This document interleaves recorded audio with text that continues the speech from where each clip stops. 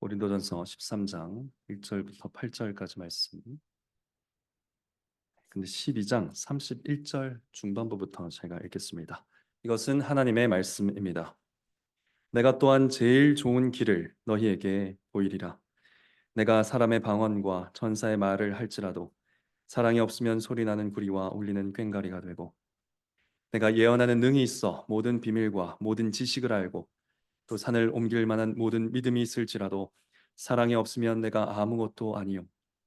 내가 내게 있는 모든 것으로 구제하고 또 내 몸을 불사르게 내어 줄지라도 사랑이 없으면 내게 아무 유익이 없느니라. 사랑은 오래 참고 사랑은 온유하며 투기하는 자가 되지 아니하며 사랑은 자랑하지 아니하며 교만하지 아니하며 무례히 행치 아니하며 자기의 유익을 구치 아니하며 성내지 아니하며 악한 것을 생각지 아니하며 불의를 기뻐하지 아니하며 진리와 함께 기뻐하고 모든 것을 참으며 모든 것을 믿으며 모든 것을 바라며 모든 것을 견디느니라. 사랑은 언제까지든지 떨어지지 아니하나 예언도 패하고 방언도 그치고 지식도 패하리라. 아멘.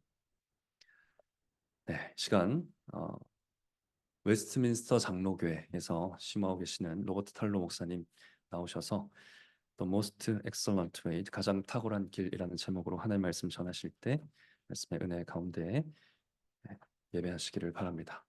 김성진 교수님께서 나오셔서 통역하시겠습니다.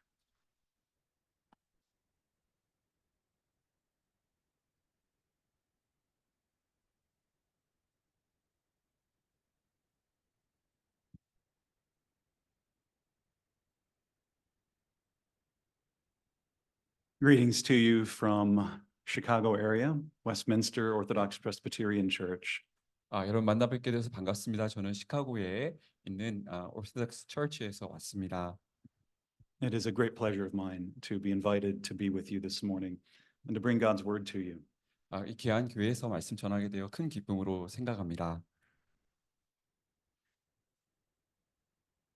In the closing phrase of chapter 12, Paul transitions into some of the most well-known verses of the Holy Scriptures when he says, "And I will still show you a more excellent way." 바울은 12장 31절 하반절에서 내가 또한 가장 좋은 길을 너에게 보이리라라고 말씀합니다. 즉 12장 마지막 구절에서 바울은 성경에서 가장 잘 알려진 고린도전서 13장 본문을 준비합니다. This morning we'll look at these verses in two parts. First, love's necessity in verses 1 through 3, and second, love's character in verses 4 through 8. 오늘 아침 우리는 13장 본문을 두 부분으로 나누어 살펴보겠습니다. 우선 1절부터 3절까지로 사랑의 필요성을 이야기한 다음에 4절부터 8절까지 사랑의 성품에 대해 말씀드리겠습니다. But before we look at those verses specifically, let's orient ourselves in Paul's first letter to the Corinthians. Let's take a step back to understand the context of this passage in the overall letter. 고린도전서 13장에 들어가기 앞서 바울이 고린도 교회에 보낸 첫 편지인 고린도전서의 전체 문맥을 이해하는 것이 필요합니다. So if you would, turn with me to chapter 1 and follow along with me as we move through the letter. 함께 고린도전서 문맥을 살필 텐데 저를 잘 따라와 주시면 감사하겠습니다. 고린도전서 1장부터 우리 살피도록 하겠습니다. Look at chapter 1 to begin. 1장을 살피실까요? What seems to be at issue there? At verse 10, the apostle makes an appeal for the Corinthians to agree and that there be no divisions among them. 고린도전서 1장에서는 어떤 문제가 제기되고 있을까요? 1장 10절을 보시면 사도 바울은 고린도 교인들이 하나가 되어야 하고 교회 내에 분열이 없어야 한다고 말씀합니다. Turn over to chapter 3 again. Paul addresses the Corinthians about divisions among them, those who claimed Paul or those who claimed Apollos. 이제 우리 고린도전서 3장으로 넘어가 보실까요? 3장에서도 바울은 다시 고린도 교회 내의 분열 문제를 다룹니다. 교회는 바울을 따르는 사람들과 아볼로를 따르는 사람들로 나뉘었습니다. Again, look at chapter 4, 7 through 8, where Paul rebukes them for their arrogance and pride. Why do you boast? Already you have all you want. Already you have become rich. 다시 4장 7절부터 8절까지에서 바울은 고린도 교회 교인들의 자만과 교만을 책망합니다. 왜 자랑하느냐? 너희는 벌써 풍족해졌구나. 너희는 벌써 부유해졌구나라고 말합니다. Again, note chapter 5, where Paul is outraged at the boast being made by the Corinthians for their having an immoral man within their number. Your boast is not good, he says in verse 6. 또 5장에서 바울은 고린도 교회 안에 있는 부도덕한 사람을 용인하며 자랑하는 것에 대해 분노합니다. 너희의 자랑하는 것이 옳지 않도다라고 6절에서 말합니다.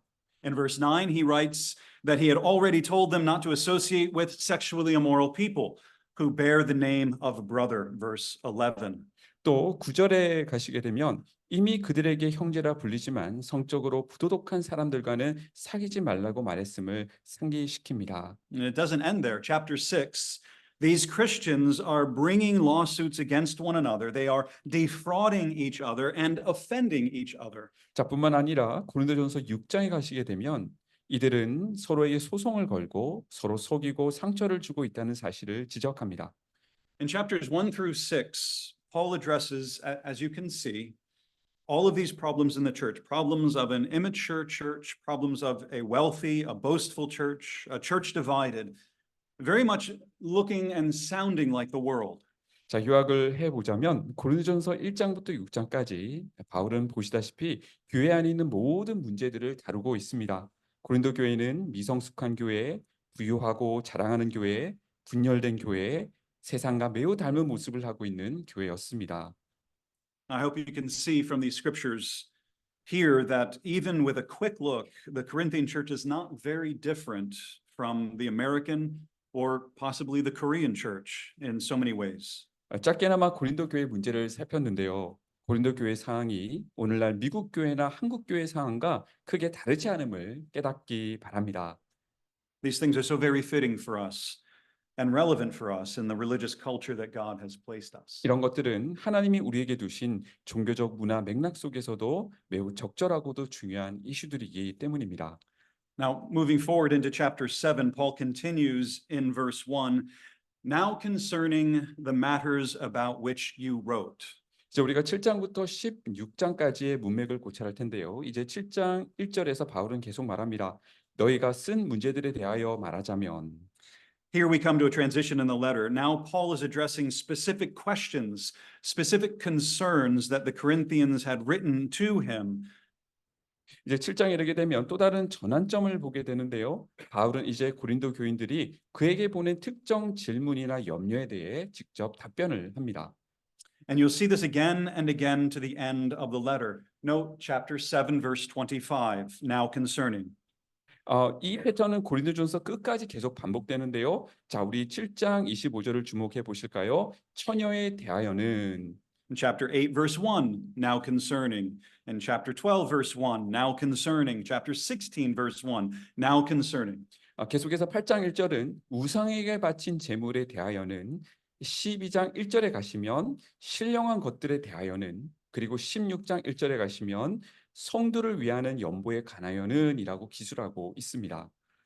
And in the midst of answering the questions or concerns of the Corinthians with this introductory word, now concerning, we find our passage this morning actually having its context within the larger section that begins at chapter 12, verse 1 and ends at chapter 15. 바울이 이처럼 도입어구 뭐뭐에 관하여는으로 고린도 교인들의 질문이나 염려에 응답하는 가운데 오늘 본문이 12장 1절에서 시작하여 15장까지 끝나는 그 문맥 속에 위치해 있음을 보게 됩니다.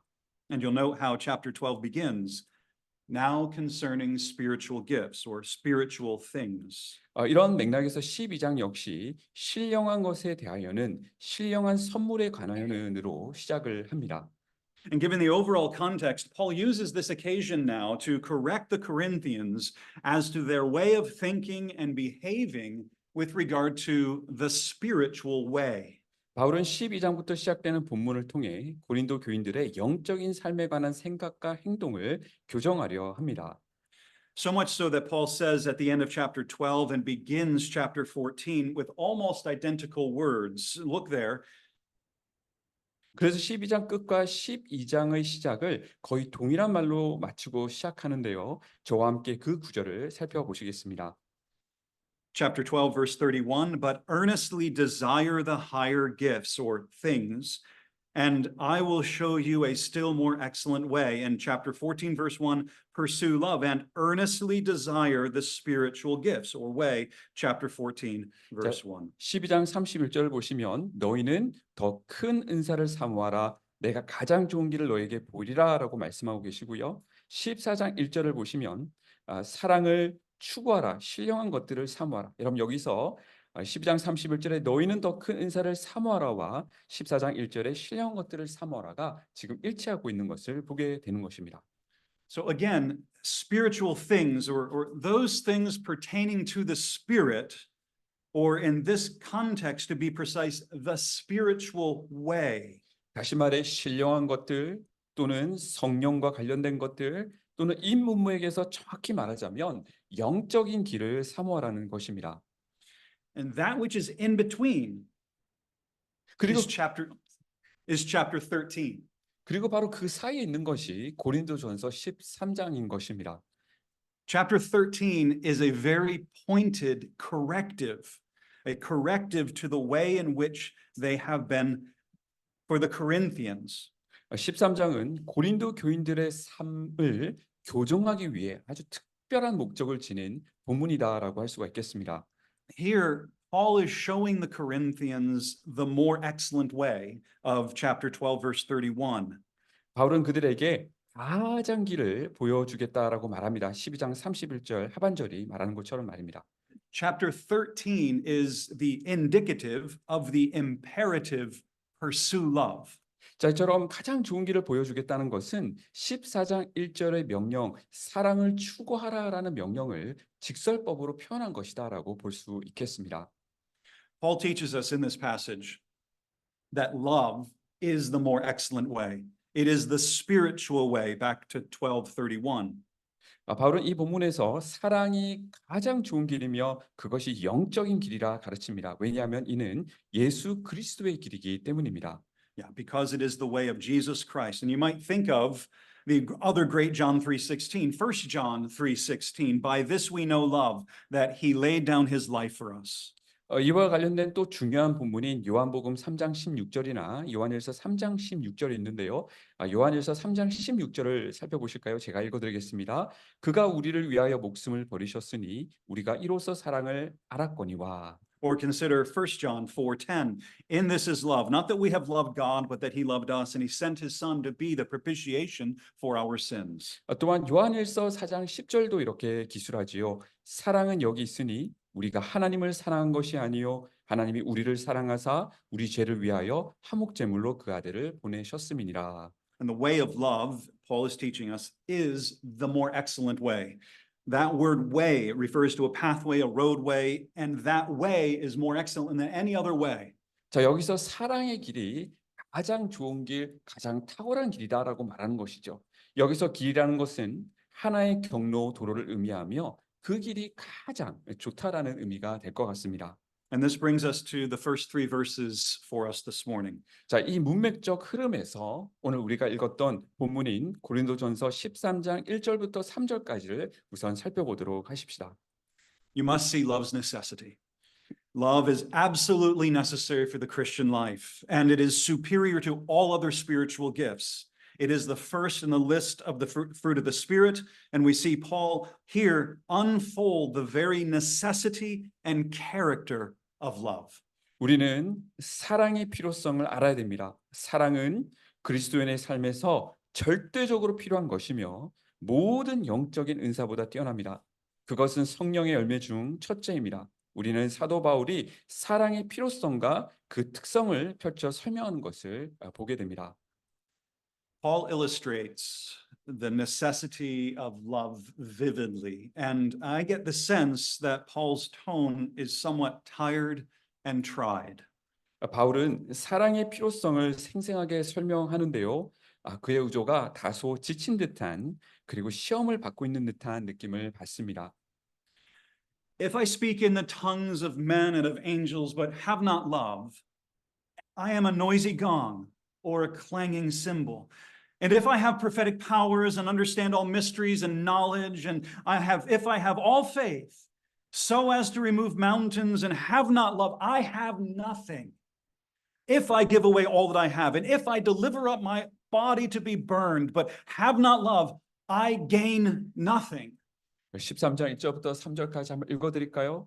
내가 사람의 방언과 천사의 말을 할지라도 사랑이 없으면 소리나는 구리와 울리는 꽹과리가 되고 내가 예언한 능력이 있어 모든 비밀과 모든 지식을 알고 또 산을 옮길 만한 모든 믿음이 있을지라도 사랑이 없으면 내가 아무것도 아니요 내가 내게 있는 모든 것으로 구제하고 또 내 몸을 불사르게 내줄지라도 사랑이 없으면 내게 아무 유익이 없느니라. Now, the Corinthian church was a troubled church, immature, prideful, arrogant, young. 고린도 교회는 고린도 교회는 문제가 많은 교회였습니다. 미숙하고 교만하며 세워진 지 얼마 안 되는 젊은 교회였습니다. It was a church in a relatively newly reconstructed city that had become the most productive economic hotspot of the Mediterranean region. 고린도는 비교적 새롭게 재건된 도시로 지중해 지역에서 가장 생산적인 경제를 자랑하는 도시였습니다. It was booming culturally, with all the pagan amenities to go along with it of the day. 도시는 번창하는 문화 중심지였고 그와 함께 당시 모든 이교적인 시설들이 자리 잡고 있었던 곳입니다. Pagan temples were all over the place. This is a city where the hollow temple gongs clanged to wake up the gods, to call their attention, or to drive away evil spirits, all truly being nothing but meaningless noise. 눈여겨볼 것은 곳곳에 이교적인 신전이 있었다라는 것인데요. 이 신전의 꽹과리를 울리면 잠자던 신들을 깨우거나 그들의 주의를 끌거나 악령을 쫓아낼 수 있다고 사람들은 생각했습니다. 여러분, 그러나 우리는 잘 알고 있지요. 고린도 신전에서 울려나는 이 모든 소리는 아무것도 아닌 소음에 불과하다는 사실을 말입니다. Paul is saying to the Corinthians, you have the gift of tongues of men and of angels, sure. That's great. But if you use those gifts without love, then you too are reacting like nothing but a meaningless noise, just like the pagan at the local temple. 지금 바울은 고린도 교인들에게 이렇게 말하고 있습니다. 당신들이 사랑과 천사의 방언을 말하는 은사를 가졌다고 해도 사랑이 없다면 이는 지역 신전에서 이 교도들이 내는 의미 없는 그 소음과 다를 바가 없다라고 말입니다. Paul goes on to the gift of prophecy, mysteries and knowledge, faith, so as to move mountains, but without love, it's all meaningless. 바울은 계속해서 예언의 은사, 비밀과 지식, 산을 옮길 만한 믿음에 대해 이야기하지만 사랑이 없다면 이 또한 아무것도 아니라고 말합니다. You see, if faith is motivated by personal glory, then in God's sight, that faith is nothing. 여러분, 우리의 믿음이 개인의 영광을 위한 것이라면 하나님 앞에서 그 믿음은 무의미합니다. Isn't this just as much a challenge today as it was in Paul's day? 이것은 바울 시대만큼이나 오늘날 우리에게도 여전히 도전이 되는 부분입니다. Christians can long for miracles. They can desire to be noticed. They can want recognition, to be successful, long for attention. 오늘날의 그리스도인들도 기적을 갈망할 수 있고 주목받고 인정받고 성공하기를 바랄 수 있습니다. But if there is no love, it is nothing. 그러나 사랑이 없다면 이 모든 것이 아무 의미가 없다라는 것입니다. Now you would think, as Paul goes on, that surely giving away all you have and offering yourself for martyrdom would be a sign of true spirituality, as all of these things are supposed to be. 또 바울이 이어서 이야기하듯 우리는 재산을 모두 팔아 가난한 사람에게 나눠주고 순교의 길로 자신을 내어주는 것이 참된 영성의 표식이라 생각할 수 있습니다. According to the book of Acts, the early church in Jerusalem sold property for the sake of giving to others in need, but it means nothing if there is no love. 사도행전에 따르면 예루살렘 초대 교인들은 도움이 필요한 사람들에게 나눠주기 위해 자기 재산을 팔았습니다. 그러나 사랑이 없다면 그거 역시 아무 의미가 없다라는 것입니다. If giving away all that you have is not done with love, it's nothing. It's heartless. Without love, nothing is gained. 사랑 없이 모든 재산을 나눠주는 것은 무의미합니다. 마음이 결여되어 있기 때문입니다. 사랑이 없으면 아무 유익이 없습니다. I trust the point is clear. The spiritual life, the spiritual way is not measured by your gifts. It's not measured by your congregational programs, by your size, your impact, not even by your doctrine, nor your experiential testimony. Those things have their place and are very important. 이제 요점이 분명해졌다고 생각합니다. 영적인 삶, 영적인 길은 우리의 은사로 측정되지 않습니다. 그것은 교회 프로그램, 교회 규모나 영향력, 심지어 교리나 체험적 간증으로도 측정되지 않습니다. 이런 것들은 각각 중요한 자리가 있지만 그리스도인의 영적인 삶, 교회 영적인 삶은 결국 사랑으로 측정되는 것입니다. But the Christian's spiritual life, the congregation's spiritual life, is measured by your love. 결국 이 모든 것의 측정은 사랑에 있다는 것을 발견하게 되는 것입니다. Think about it this way. If you have wealth, if you have good works, if you have numerical growth, if you have, fill in the blank with whatever, and have not Christian love, Paul says, you have nothing. 이렇게 생각해 보실까요? 여러분에게 부가 있다면, 선한 행실이 있다면, 교회에 숫자적 성장이 있다면, 또 우리에게 뭐가 있습니까?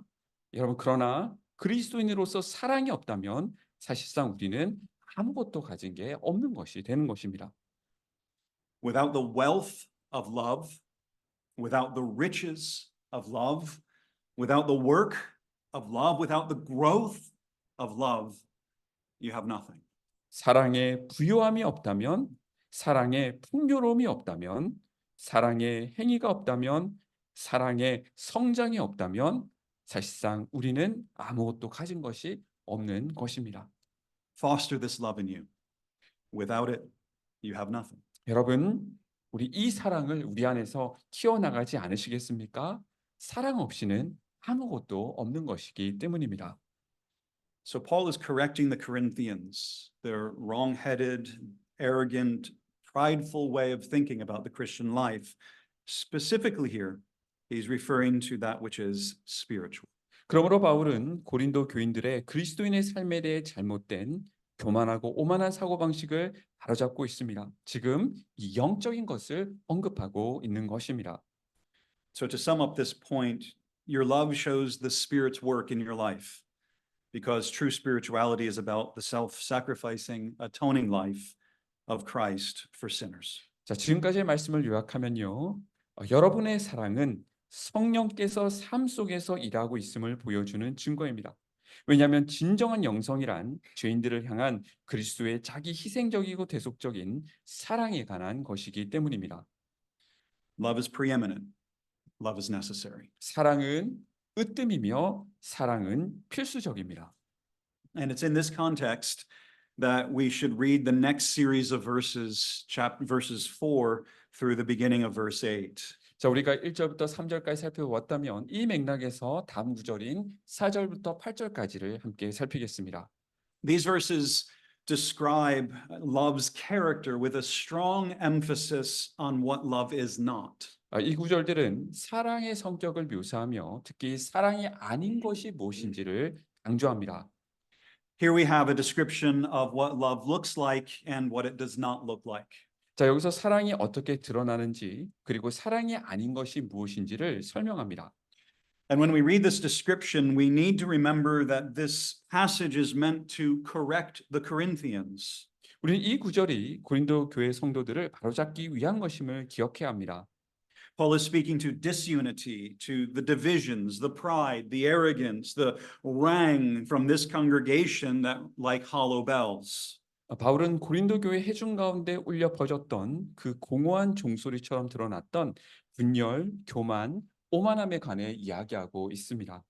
We can't remove this passage, these verses 4 through 8, from its larger context. It is meant to embarrass the Corinthians into repentance for their lovelessness. 우리는 4절부터 8절까지를 큰 문맥적 흐름에서 분리해 읽을 수 없습니다. 결국 이 구절들은 사랑 없음을 부끄러워하고 우리로 하여금 회개하도록 이끄는 본문이다라고 할 수 있습니다. And note this. This is an interesting point. Without one single command, by the end of reading through this chapter, you feel as though you've been hit by a brick.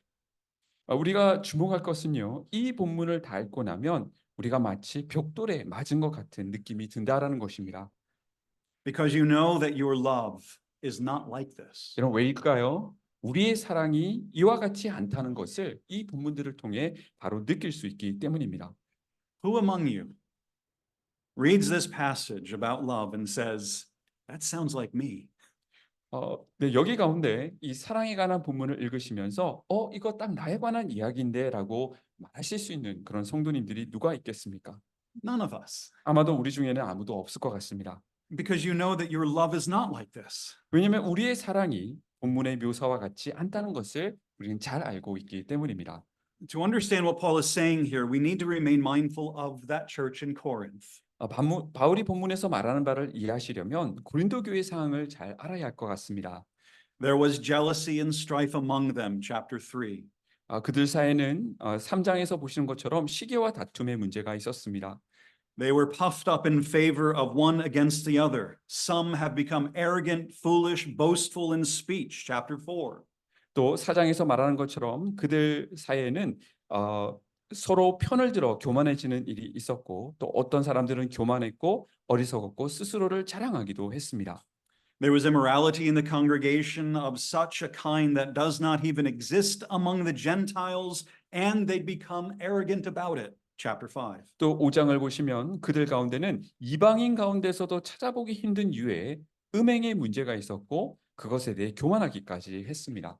There were finally lawsuits against each other in pagan courts, keeping records of wrongs, holding on to grievances. That means when sinned against, even when they said they reconciled with that person, they would hold it against them. 또 6장에 따르면 그들은 서로를 상대로 이교도 법정에 소송을 걸었고 서로의 잘못을 잊거나 용서하지 않고 계속해서 불만을 품고 살았습니다. 이는 이미 그들이 영적으로 패배했음을 의미합니다.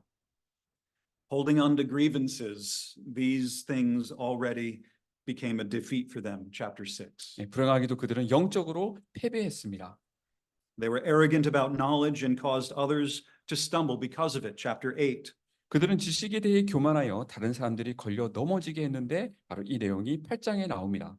They came to the Lord's table with division among them, not thinking highly of fellowship in Christ's body. Chapter 11. 또 11장에 따르면 그들은 그리스도의 몸으로서의 교제의 중요성을 생각하지 않고 서로 분열된 상태에서 성찬식에 함께 참여했습니다. All of these things that Paul describes through this letter, you see, are corrected by Paul here in these verses.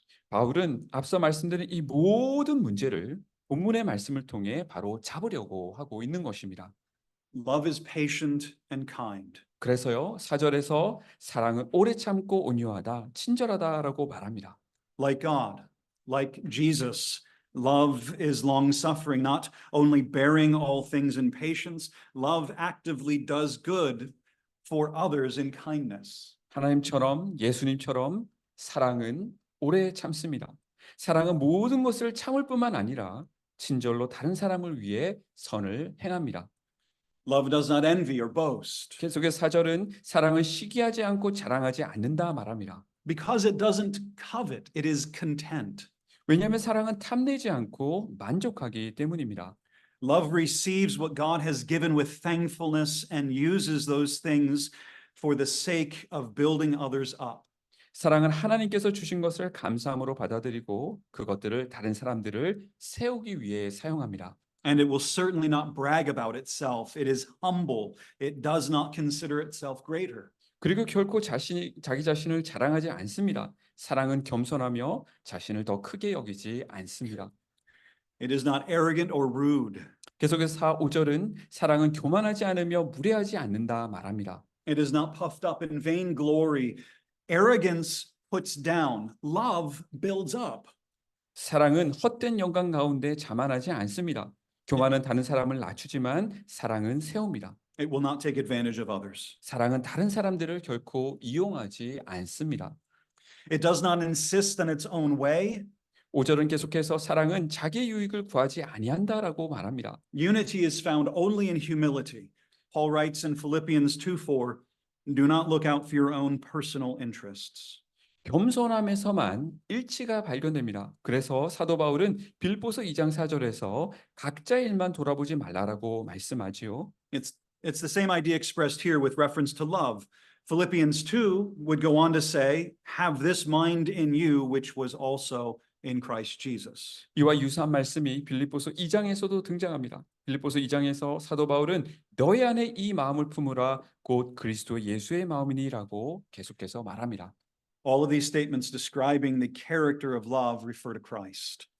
사, As they open up for us the character of God. For God is love, 1 John 4:14.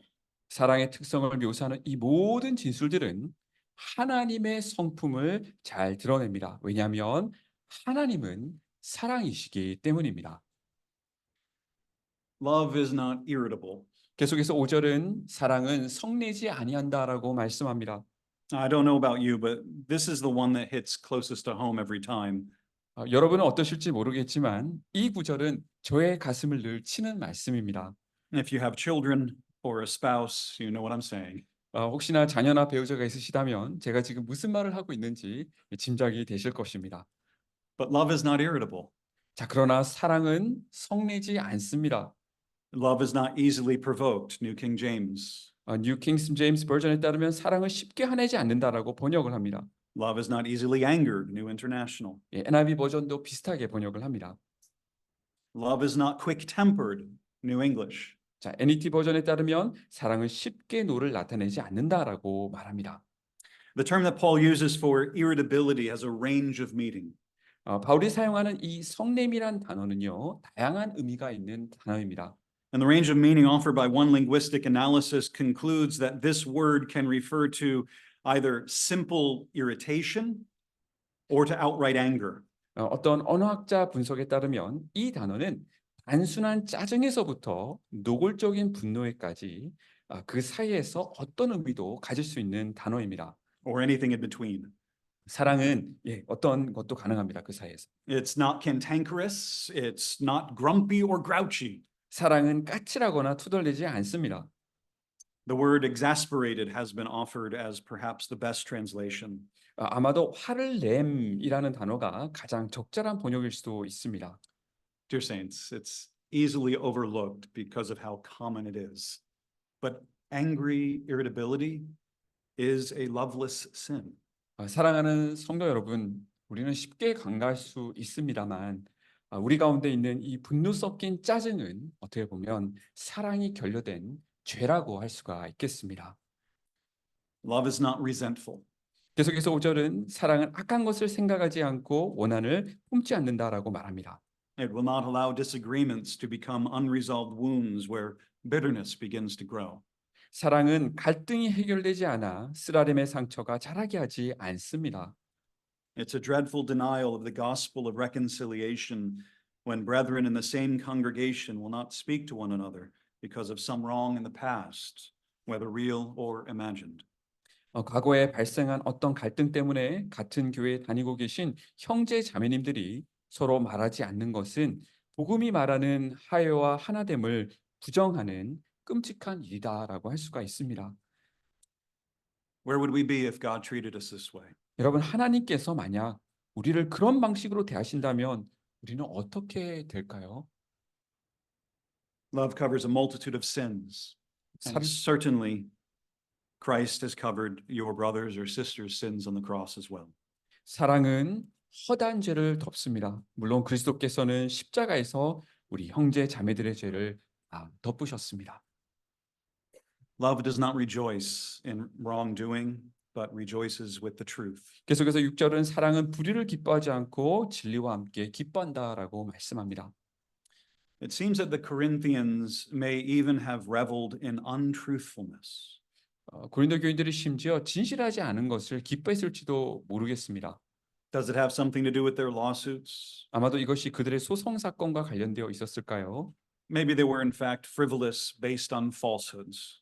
그들의 소송이 실제로 사소하고 거짓된 것에 근거했을지도 모릅니다. Or perhaps the Corinthians searched for others' faults and wrongdoings. 또는 고린도 교인들이 다른 사람의 잘못과 죄를 찾아내려고 했을지도 모릅니다.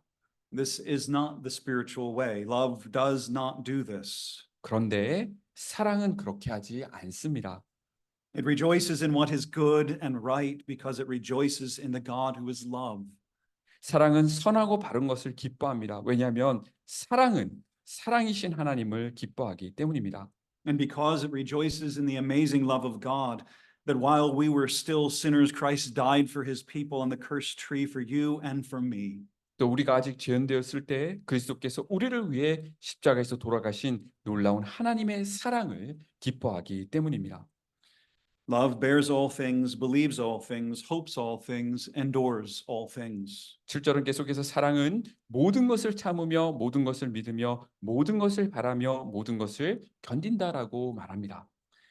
Now, this verse can lead to misunderstanding. 이 구절은 우리의 오해를 불러일으킬 수 있습니다.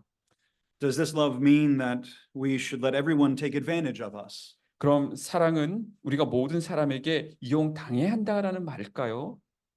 No. And John Calvin helpfully explains it. 결코 아닙니다. 존 칼빈은 이렇게 설명하지요. Love would rather be deceived by its gentleness of heart than injure a brother by suspicion. It is always ready to think the best, to put the most favorable construction on anything. 사랑은 차라리 그 마음의 온유함 때문에 속임을 당할지언정 의심함으로 형제를 해치지 않습니다. 사랑은 항상 최선을 기대하며 모든 것에 대해 가장 유리하게 해석합니다라고 칼빈은 말했습니다. Love cannot be rebuffed. It will always hope in God. And love never fails because God is love. A love eternally shared between the Father and the Son. He shares that love with us and for us. And God never fails. 사랑은 거부될 수 없으며 항상 하나님 안에서 소망을 품습니다. 사랑은 결코 실패하지 않습니다. 왜냐하면 하나님은 사랑이시기 때문입니다. 성부와 성자 사이에 영원히 나눠진 사랑이 우리와 함께 그리고 우리를 위해 주어진 사랑이며 하나님은 결코 실패하지 않으시기 때문입니다. 하나님은 여러분을 결코 실망시키지 않으십니다.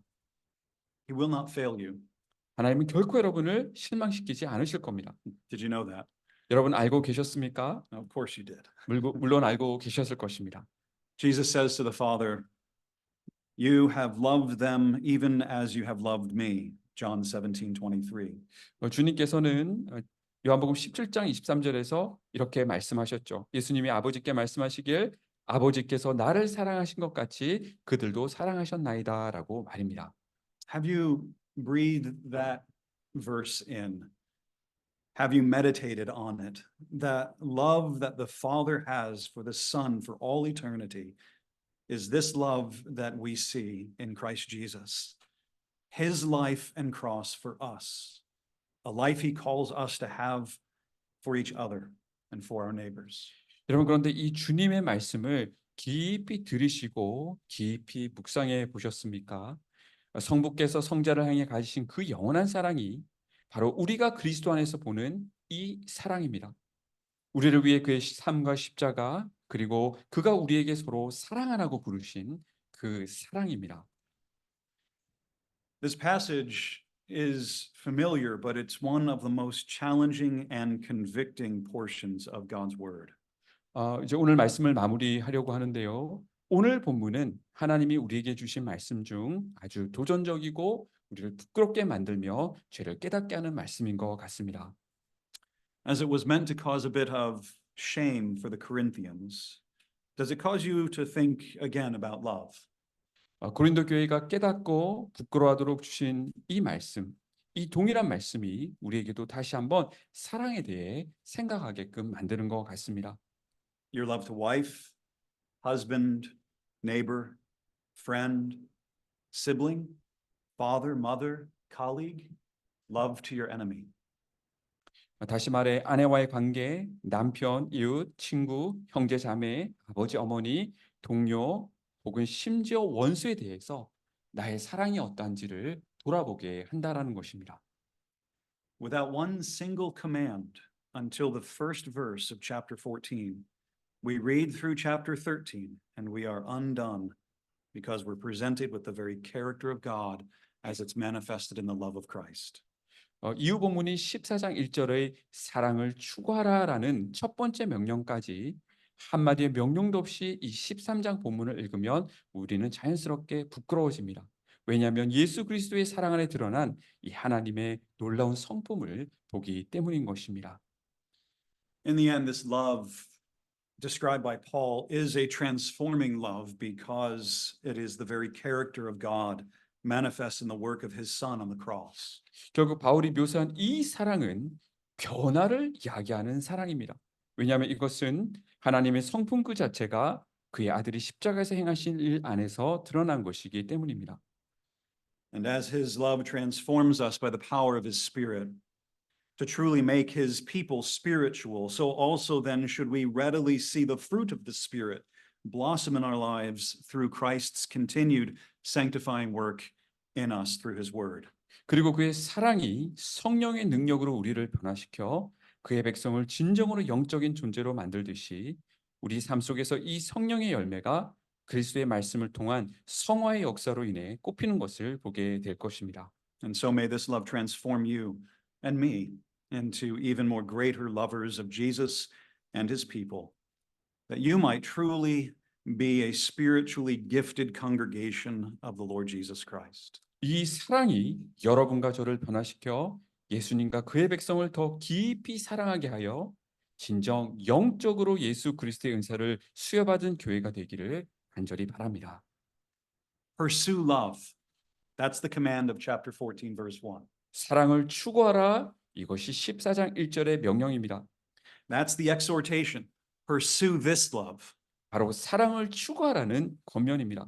And may this way, the most excellent way of love, be your way in Christ as you bear witness to the good news of Jesus Christ to your neighbors in all areas of your lives. 가장 좋은 길, 가장 탁월한 길이라 할 수 있는 사랑의 길이 예수 그리스도의 복음을 모든 삶의 영역에서 이웃들에게 증거할 때 그리스도 안에서 여러분의 길이 되기를 간절히 소망합니다. Amen. 아멘.